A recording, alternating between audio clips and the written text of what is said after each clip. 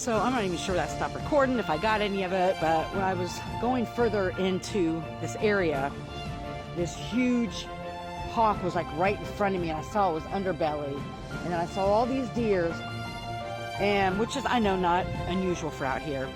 And because of the time of year, winter, and my car's capabilities, or lack thereof, I can't go and venture too much.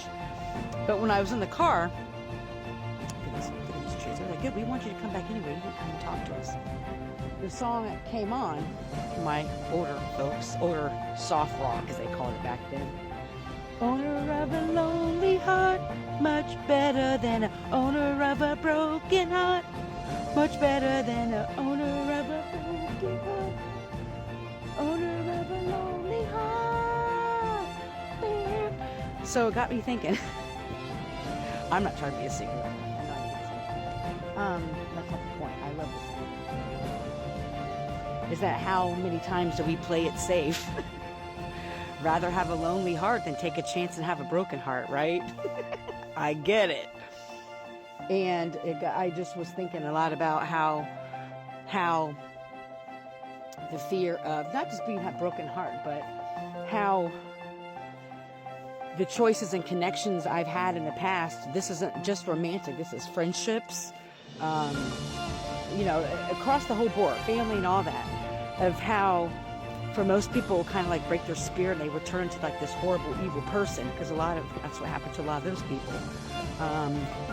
And I was thinking, you know, what was it in me, and a lot of us, who, the people that we did trust, the people that were supposed to love us and help us and take care of us, even as children, or even people who called themselves our friends or supporters or whatever, and how the betrayal crushed us at a certain time,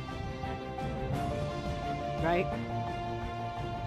What in us, there's a lot of us that continue to still lead with love, to still find that joy and love.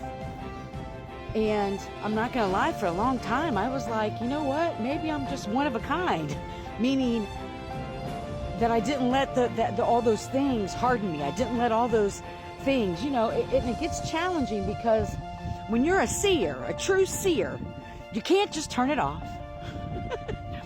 And a lot of times I would just leave situations without even having a conversation, because I already knew how it was going to play out. Not being a know-it-all, but I already knew that there would be some gaslighting, denying, and then we go back to that cycle of me trying to prove what I knew to be true, right? Because energy doesn't lie. Energy doesn't lie. And for me, it was finding love in myself, becoming the friend, becoming the sister, becoming the aunt, becoming the best friend, becoming, you know, and it wasn't an easy process. It's still challenging sometimes, because I always have good intentions and I always want to see the best for people. And I didn't realize till my 40s that not a lot of people aren't like that. And this isn't like a negative thing. This is just what it is.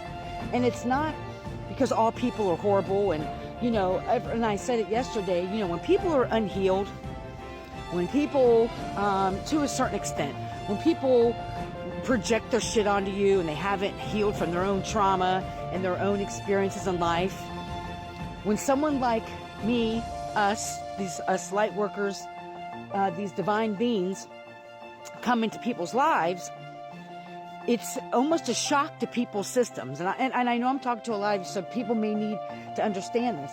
It's a shock to a lot of people's systems when you come into their life, because they're not used to someone who's just being authentic. And I don't want nothing from them, but just some honesty and authenticity.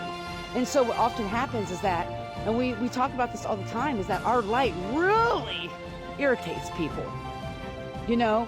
And instead of saying, you know what, how can I learn from this person? How can I, you know, learn to love myself, or even recognizing that they're projecting? Walking in some snow here. How can I do that? Instead of doing that, they then put their their projections onto those people, and it could be something silly as, I don't know, I'm not going to try to use too many examples, and so what happens to a lot of us beings is that we internalize a lot of that shit, because for a long time I'm like, what the fuck, man? Like, I am not like what you're making me out to be. I've always come with like pure intentions and an open heart and just wanting to, help people. Not like Super Sally. I'm not saying I was perfect. I mean, we all have a past, right? I'm just saying, for the most part, I come with an open heart, and everything that I speak to people, it's from a loving place and not to harm them. But what I didn't realize is that by me doing that, it really pissed a lot of people off because of their own unhealed shit. And it was years and years and years of me taking on those projections from other people. And I'm like, and it took a while, especially these last couple years, I've really gotten solid into knowing who the fuck I am, stepping into my power, and regardless of what happens in the end, having to love myself was the key. Having worth in myself was the key. Because of how those projections were placed upon me. I have looked back on text messages from family members who really tried to, poke the bear and project their shit on me because their own unhealed shit. And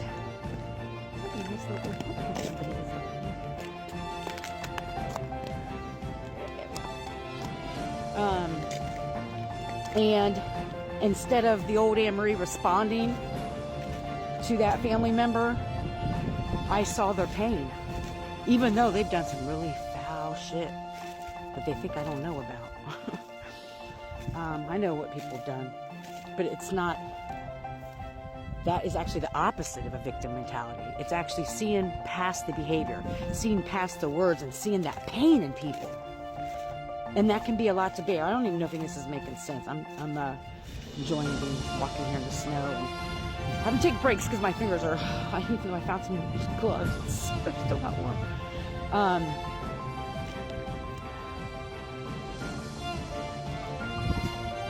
Loving myself was harder than loving anybody else. And,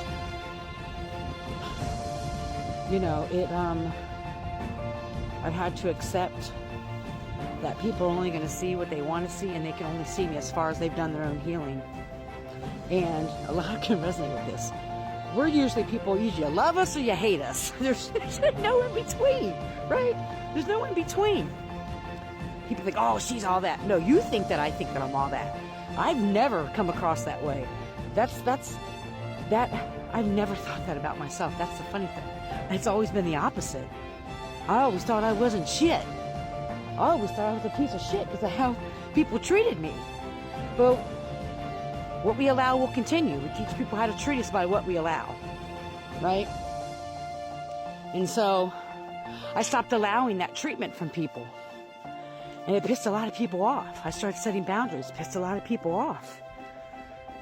But I knew that the love I had for myself couldn't be shaken. I didn't want it to be. I finally had to become all those things for myself. And it's been, I'm not going to say a lonely road, because it's not lonely, right?